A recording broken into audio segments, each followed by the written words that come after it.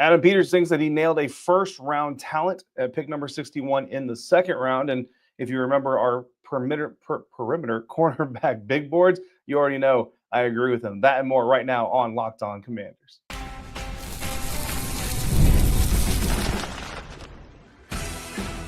You are Locked On Commanders, your daily podcast on the Washington Commanders. Part of the Locked On Podcast Network, your team every day.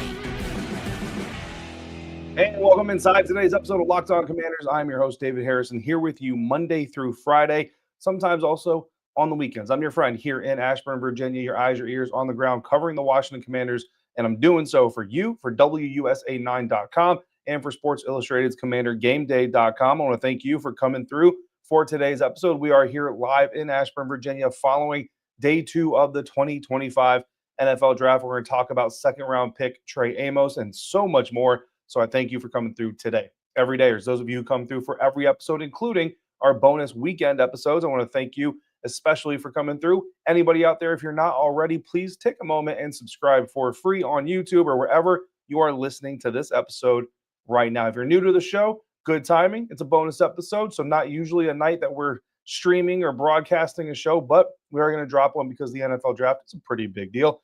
Hopefully you enjoy everything you hear, you see, and you come back again soon. Locked On Commanders is a daily podcast covering the Washington Commanders, and it's part of the Locked On Podcast Network, your team every day. One pick on day 2 of the NFL Draft for Washington Commanders general manager Adam Peters. It was the 61st overall pick, came in the second round, and it was cornerback Trey Amos out of Ole Miss. And everydayers who've been here for our big board series, our position group big board series, unfortunately, didn't get to the tackles in time because I started the series too late. Josh Conerly Jr., the first-round draft pick, certainly would have been one of the top targets. You kind of have to take my word on that, though, because I was never able to finish it and get that product out to you. But you don't have to take my word on Trey Amos, the number 2 perimeter cornerback on our big board. When we covered the cornerbacks, I asked the insiders, do we think Mikey Sainristil is moving back inside, or do we think Mikey Sainristil is staying outside? Adam Peters says that has not been decided yet, but myself and the insiders agree. We think Mikey Sainristil probably moving back inside. So we looked at perimeter corners. When it all came out in the wash, Trey Amos of Ole Miss was our number 2 guy. 6'1", 195-pound press man corner, had a second-round projection according to NFL.com's evaluation of him. We'll get into other evaluations of him as well. So who is Trey Amos athletically? 40 time, ran a 4.43, very good speed, not super elite burner speed, but very good speed in the National Football League at a 32.5-inch vertical, so some pretty good lower body power there. Only allowed 2 touchdowns on the field in 2024. His final college season playing for Ole Miss, had 3 interceptions, a career high in a single season, 4 total interceptions, 3 of them coming in his final season, the other one coming into his second to last season. So the last 2 years, the ball skills really starting to show up for Trey Amos.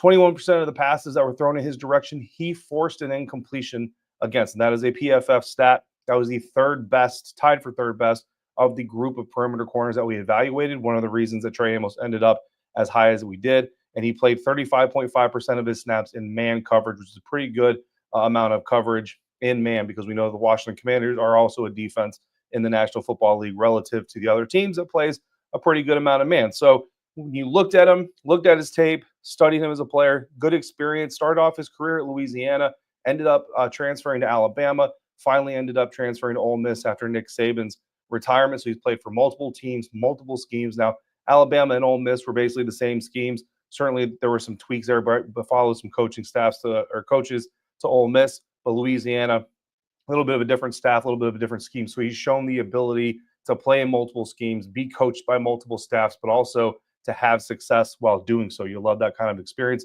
Physical cornerback, loves to play press man, does all those good things that you want to. Does hesitate sometimes in zone, especially if he's got to work like a deeper quarter, something like that. He does have a little bit of a hesitation to him at times, and he's not super great in run support.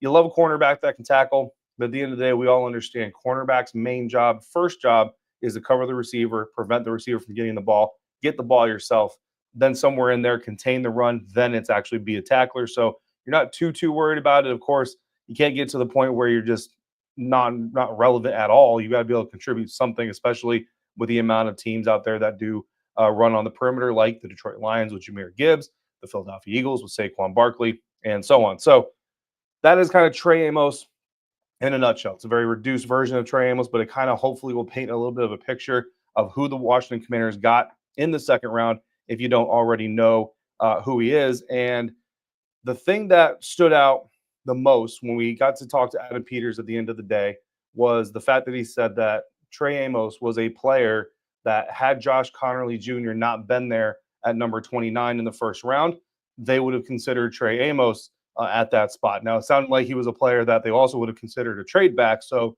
not necessarily on that list of players where if he's there at 29, we're going to take him, but certainly on that list of players that they wanted to consider in the first round if possible. So if you want to consider Trey Amos a potential first-round talent, a lot of evaluations, a lot of the mock drafts leading up to the NFL draft, I saw somewhere he was going in the back end of the first round, somewhere he was going early in the second round. So I think it's fair if you want to call him a first-round, area target type of potential player, certainly to go there. And the fact that he was our number 2 perimeter player, considering that insiders had some influence over the list and the scope of the study, but I was the one doing the study. So clearly Trey Amos, one of my favorite players in this draft. And I'm not going to lie, there's no cheering in the press box, but you can exclaim just a little bit in the media workroom as long as you're not disturbing other people. And when it came across that Trey Amos was going to be the pick, I definitely celebrated just a little bit, definitely caught the attention. A couple other media members like, so you really like this guy, huh? Yes, I really like Trey Amos so much. In fact, I actually wrote a text to the insiders before the pick was officially made and said, hey, spoiler, but Trey Amos is about to be the pick. And I, in my excitement, didn't hit send. By the time I hit send on the message, ESPN or NFL Network had already announced it, so it wasn't really a spoiler anymore. But, a little bit of excitement there. Certainly expected him to be gone before 61. Now, if you caught up with us on the WUSA 9 Plus pre-draft show, which I greatly appreciate those of you who did. A few insiders have been texting me, telling me that they thought it was a really good show. So I greatly appreciate that. The first time I've ever really been a part of one of those types of things. So it was a good experience. But anyway, in the episode or in the show, Chick Hernandez, sports director, WUSA 9, asked myself and Grant Paulson to list our top 5 players for day 2 that we would target for the Washington Commanders. Now, if you, again, listen to yesterday's episode coming out of round 1, Donovan Ezeraku, the edge rusher out of Boston College, was my top prospect that I targeted for the Commanders on day 1. He was still on the board at the end of day 1, so he was my top prospect coming into day 2, even though as much as I didn't think he would probably be available at 29, I definitely didn't think he'd be available at 61, and he certainly wasn't. Unfortunately for me and for us, Donovan Ezeraku headed to the Dallas Cowboys. That's going to be pretty rough. Running back Trevion Henderson was my number 2 guy, Ohio State running back. He ends up going to the New England Patriots before the Commanders get on the board. But Trey Amos was my 3rd guy on that list today out of Ole Miss, and he, again, is the pick. So certainly very, very excited from that. I want to give you a little bit of excerpt from The Beast. Dane Brugler of The Athletic does The Beast every year. It's a great publication, well worth the subscription to The Athletic as far as I'm concerned, if you've never considered it. Dane gets a lot of information, and here's some of the stuff that we got about Trey Amos from Dane Brugler's The Beast this year. High school quarterback, which I think is very interesting. Played high school quarterback for a couple of years and actually was a pretty good quarterback from a production standpoint. Not telling you that you should expect any Wildcat quarterback packages or anything like that in the NFL, but it is interesting that he kind of has that background there. He's another Senior Bowl player, 2 Senior Bowl players so far, Josh Conerly Jr. and Trey Amos, both Senior Bowl players. That makes 6 out of Adam Peters' 11 draft picks, all coming out of the Senior Bowl. And if you go to last year, Mikey Sainristil, Ben Sinnott, Brandon Coleman, all day 2 Senior Bowl picks. That's 3 out of 6 day 1 or 2 picks that Adam Peters has made that are all Senior Bowl players. So I think that's a pretty significant event to get in front of Adam Peters at the Senior Bowl if you want to be a Commander these days. Played press man, off man, and zone in college, so a mixture there. And Dane Brugler overall said, quote, Amos has an appetite for press, but I liked him best in zone. Cover 2, cover 3, quarters, where he can trust his athletic instincts from depth to read and rally. His superior senior season convinced evaluators that he is a pro starter, similar in ways to Paulson Adebo, end quote. Paulson Adebo, if you don't know, was a Saints cornerback, very much on the rise. Injuries kind of derailed his career, unfortunately, but certainly showed a lot of potential. Finally, Dane Brugler projected him as a 2nd-round pick, Trey Amos, that is, at number 39. So whether you look at him as a late first-round guy, early day 2 guy, number 39, you're still getting him close to 25, 26 picks after he probably should have come off the board. That, my friends, in this business is what we call a steal. Now, where does he fit? Where do I project him to fit? And what did Adam Peters have to say about where Trey Amos is going to play for the Washington Commanders? That and more coming up next on today's episode of Locked On Commanders, part of the Locked On Podcast Network, your team every day.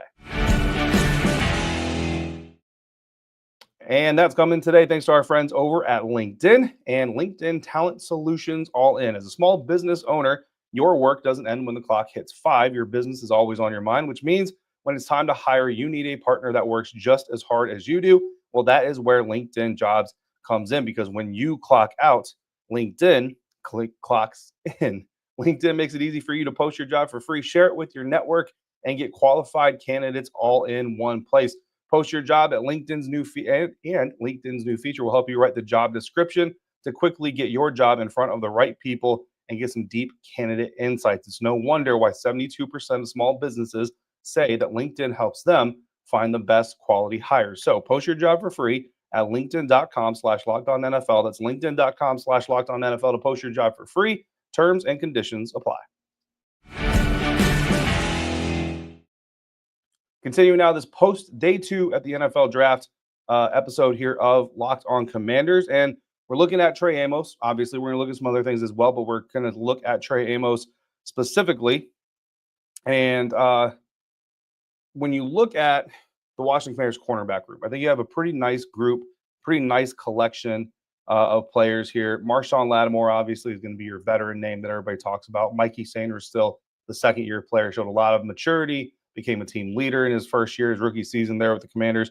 Trey Amos, the new guy, obviously about to come in. Jonathan Jones, the veteran that came over this offseason from the New England Patriots. Noah Igbenogany, the veteran that followed Dan Quinn, Joe Jr. from the Dallas Cowboys last year, re-signed this year on another deal. Kevon Seymour and Bobby Price, kind of your end-of-roster type of guys. If you want to break these guys up, looking at who are the outside guys, who are the inside guys, I think your outside corners, Marshawn Lattimore, Trey Amos, Jones can play out there. Igbenogany can play out there. Also inside, Mikey Sanders still. Jones and Igbenogany also can contribute. Inside, Marshawn Lattimore has played in the slot as well. You know what I mean? So what Adam Peters didn't do, which not really a surprise, he didn't do it with Josh Conerly Jr. either, is pigeonhole anybody into a position, right? So obviously the question came up, what does this mean for Mikey Sanders still? Where do you project Trey Amos to play? And Adam Peters said, it sounds like we have a really good amount of cornerbacks that are going to go out there and compete during OTAs, veteran mini camps, training camp, all that stuff for roster spots, and for not just roster spots, but depth chart and play time and all those things. He'll leave those to the coaches, basically, right? Then there was a follow-up question asked about, with Trey Amos specifically, do you see him as more of an inside guy or an outside guy? And Adam said that he wouldn't put it past Trey to be able to play inside, but that he does think his traits, his tools, his personality, his physicality, whatever, translates mostly to the outside. And that's exactly where I think he's going to fit. Clearly, again, he's number 2 on our perimeter cornerback big board. So obviously, I think that he's going to be a perimeter guy. Marshawn Lattimore, perimeter guy, certainly can play inside, has played inside, but Mikey Sanders still, is just kind of the best suited guy to go inside. So I think that's ultimately what will unfold. I think all guys will get their opportunities. And look, I remember talking to Mikey Sanders last year, asking him specifically, are you wanting to stay outside? Or are you wanting to go back inside? Do you really care? And I kind of expected him to just kind of say, hey, whatever they need. And truthfully, like wherever they need Mikey to play, Mikey will play and he'll do his best. But he did say, I like playing outside. He enjoys playing outside from a business sense. Like, you know what I mean? A perimeter lockdown corner is going to get paid more than a slot corner is. So it makes a lot of sense for a lot of different reasons. I'm not saying Mikey is doing it for the money or anything like that, but it is a part of the conversation, right? So don't expect Mikey Sanders still to come into training camp and just say, well, I guess I'm going back inside. We'll just leave it be. No, when he gets his reps outside, he's going to try to go out there and show the team that, hey, I'm one of your best 2 outside cornerbacks, and you need to lead me out here. And whether that means Marshawn Lattimore goes back inside, maybe rotates off the field here and there and tries to stay healthy. He's been battling some injuries here recently in his career, so that'd be a way to kind of keep him healthy, whether it's, the rookie Trey Amos having to kind of earn his rotation spots, things like that. We'll see how it turns out. Again, my prediction is that Marshawn outside, Mikey plays inside, but I don't think Mikey's just going to roll over and say, okay, I guess I'm going back inside and just do that without any type of effort to at least put himself on the outside, or keep himself, I should say, on the outside. So let's take a look ahead real quick to day 3, and we'll recap day 2 afterwards. I feel like we have some storylines to talk about from day 2, but those are less commander specific. So let's stick to our commander specific stuff here, looking towards day 3. My top 4, right? I'm going to go top 4 because the fifth position is actually a group of players. And I think that a lot of Commanders fans, like a lot of us in general, people looking at what the Commanders are doing this weekend, are going to be interested in this position group. But my top 4 guys that are on the remaining board, well, I should say this is the ESPN top remaining prospects that I like for the Commanders should they be available at number 128, which is the Washington Commanders' next pick in the 4th round. I think it was 26 overall. It's a Houston Texans pick. Wide receiver Jalen Lane out of Virginia Tech. He's someone that we talked about a couple times, but specifically in our pre-draft mailbag. Definitely a receiver that I would not mind seeing the Washington Commanders add to the mix. Defensive tackle Joshua Farmer out of Florida State. I know D-tackle not necessarily considered a big need. You know, Johnny Newton, Deron Payne still on the roster, obviously. Javon Kinlaw is there. Sheldon Day coming back. They have a good amount of D tackles, but I think that Joshua Farmer is certainly someone worth considering for the Commanders if he's available there at number 128 overall.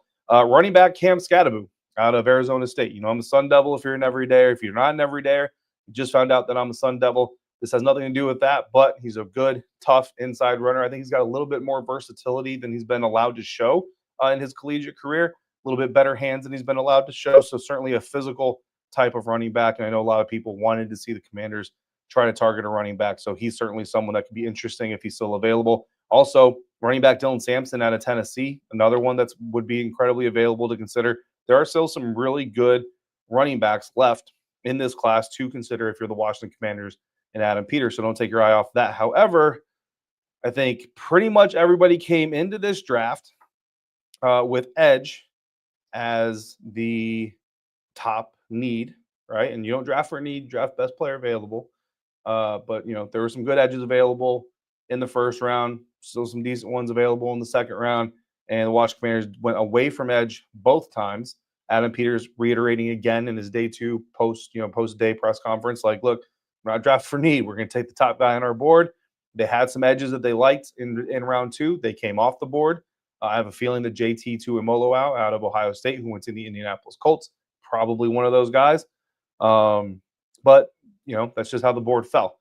So entering into day 3, I've got here 6 edge rushers that are on the board still that I think the Washington Commanders could consider. First one we're going to talk about, Braden Swinson out of LSU, and then Jack Sawyer from Ohio State, and then Barron Sorrell out of Texas. Now, Braden Swinson is ESPN.com's top remaining edge rusher on their, you know, quote-unquote big board. I don't know how they compile it, but that's the big board that I used for remaining players.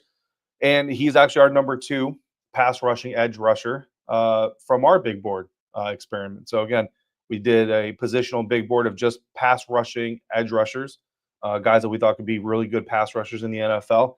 And of the 7 that we ranked, Braden Swinson out of LSU ranked right up there at number 2. So Commanders already went out and got the number 2 corner on our list. Potentially, he could fall down there and they could go get the number 2 edge rusher. Now, again, according to ESPN, Braden Swinson is the top guy left in that position group. So any type of run on that position group, he's likely going to be off the board. But you still have Jack Sawyer, who's available from Ohio State. He was our 7th guy. So, you know, in there at the bottom, but still, you know, one of the top guys to consider. Jack Sawyer, not exactly the most dynamic pass rusher, I wouldn't think, in my personal opinion, but certainly there are also Barron Sorrell out of Texas.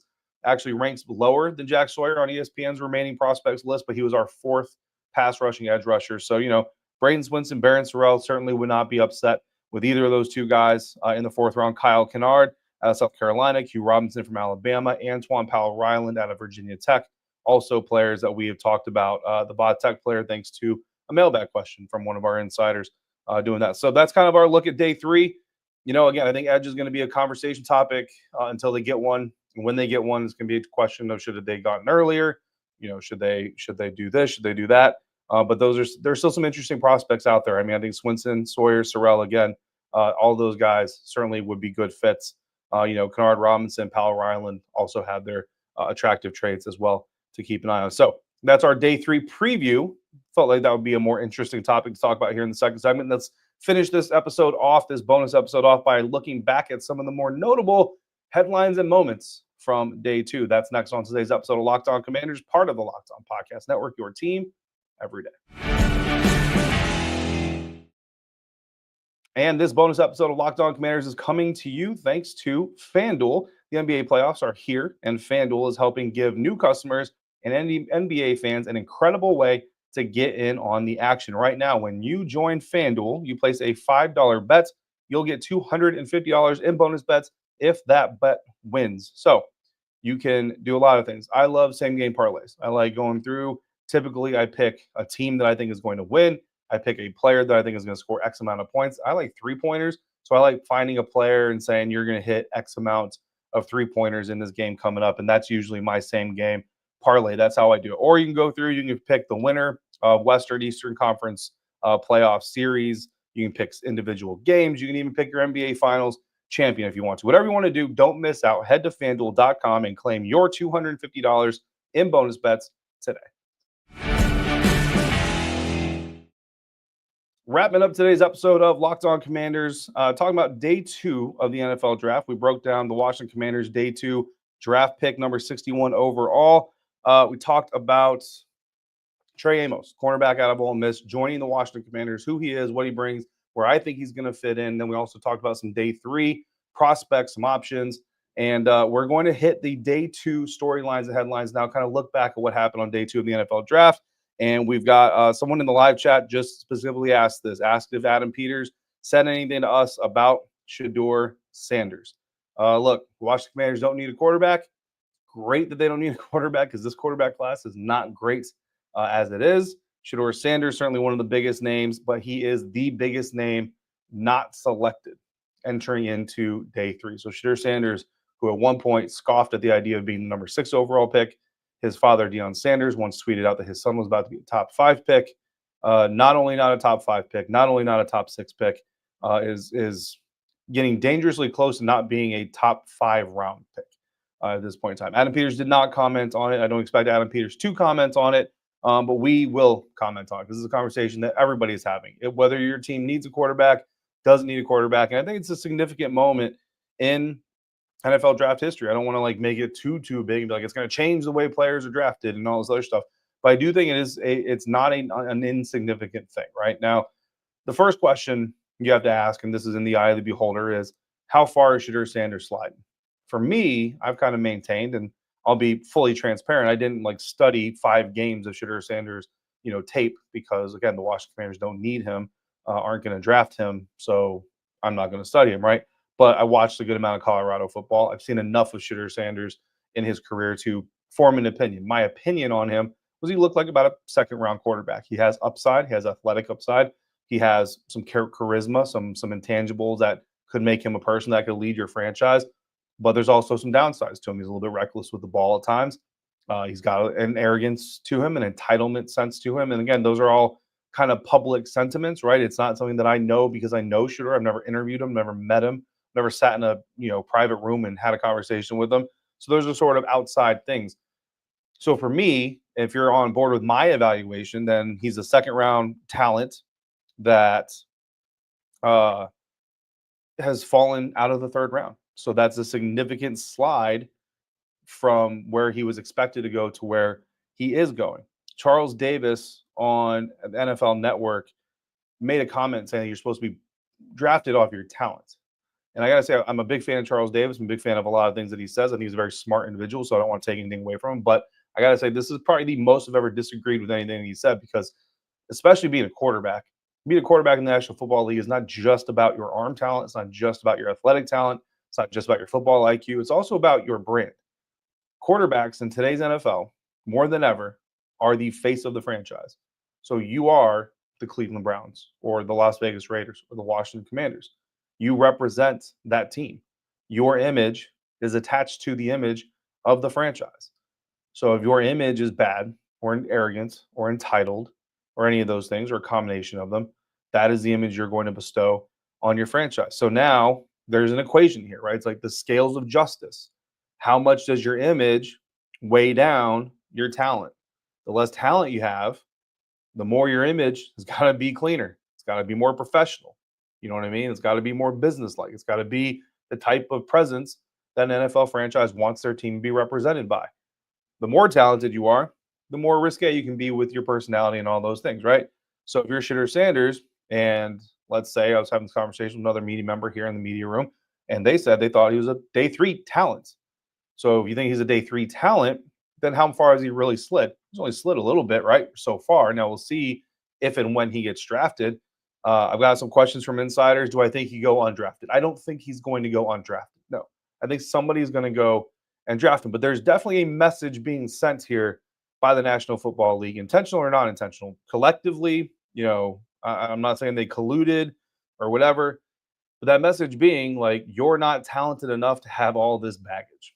And what it tells other players is so in the Army, my previous career, we always had a saying, do what your rank can handle. Well, in the NFL, your rank is basically your talent level. Do what your talent level can handle, right? Because you see Travis Hunter go out there in a bright pink suit, dancing around, doing all this other stuff. Nothing wrong with that. He's a young kid, greatest moment of his life right now, especially his football life right now. He's enjoying it. He's soaking in the atmosphere. But the reputation of him, outside of that is not arrogance. It's not entitlement. It's not any of those things. It's talented football player who works really hard, grinds really hard, wants to do as much as he can for his team. And he's out here enjoying the heck out of this moment because it's a moment to be enjoyed. Shitter Sanders, the image is a lot different. And part of that is Dion, and there were reports of terrible interviews, me first personas, all these things.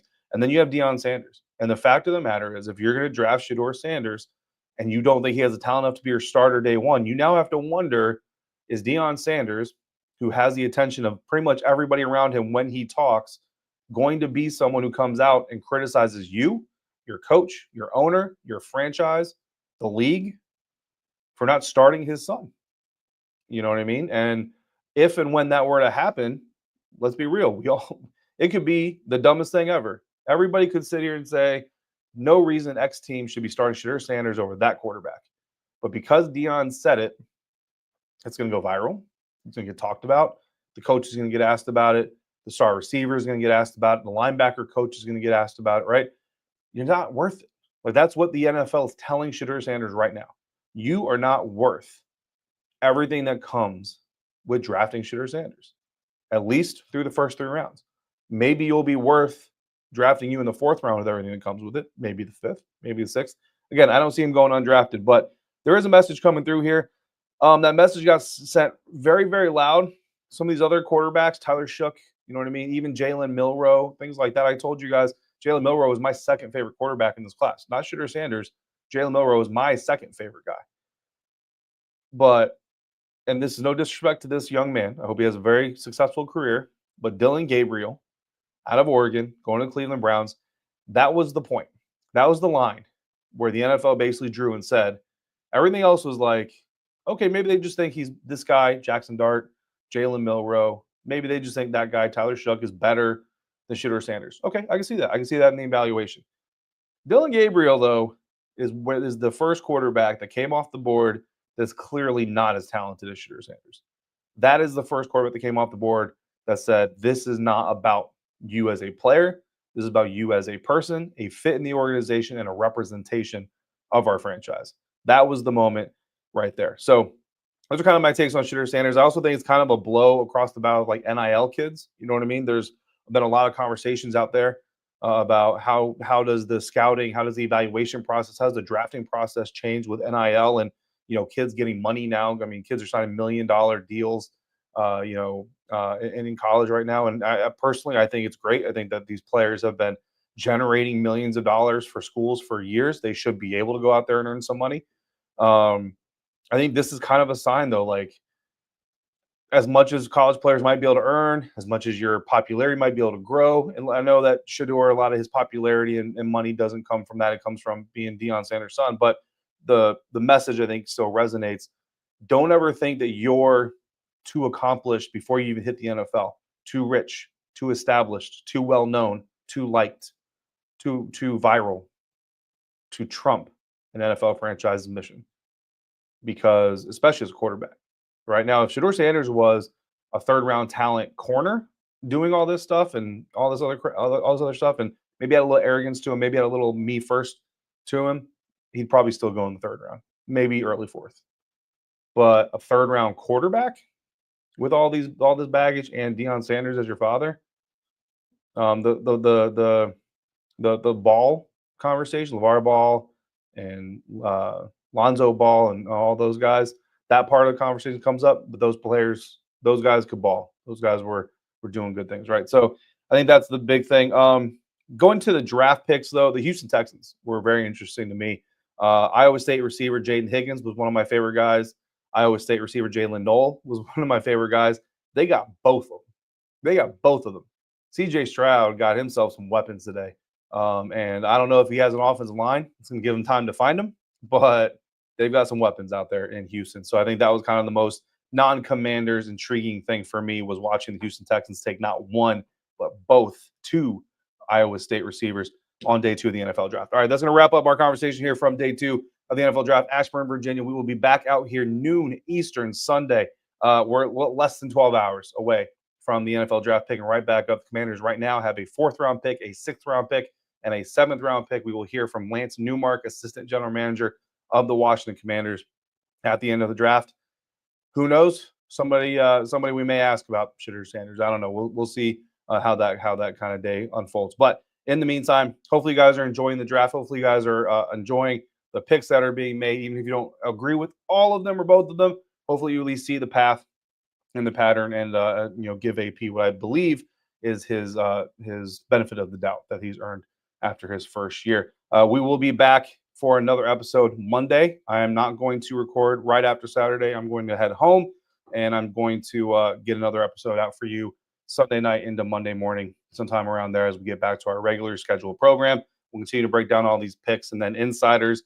As I promised you, this time we're going to fully deliver. You will be getting tape studies of each and every draft pick that the Washington Commanders take. I can't promise you exact dates right yet, but I'll be texting you to let you know. If you want to get in on the insider fun, I think it's a lot of fun, having a lot of conversations with people, text messages, texting during press conferences, texting information, rumors that I'm hearing about what the Commanders are doing. All you have to do is join the insider program. Join subtext.com/LockedOnCommanders. We already had a handful of people join just this weekend alone.